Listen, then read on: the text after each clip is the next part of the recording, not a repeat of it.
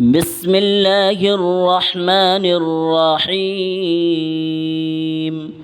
رب السماوات والأرض وما بينهما الرحمن لا يملكون منه خطابا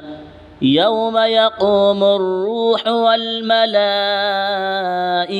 صفا لا يتكلمون إلا من أذن له الرحمن وقال صوابا ذلك اليوم الحق فمن شاء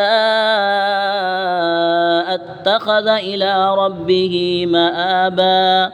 إنا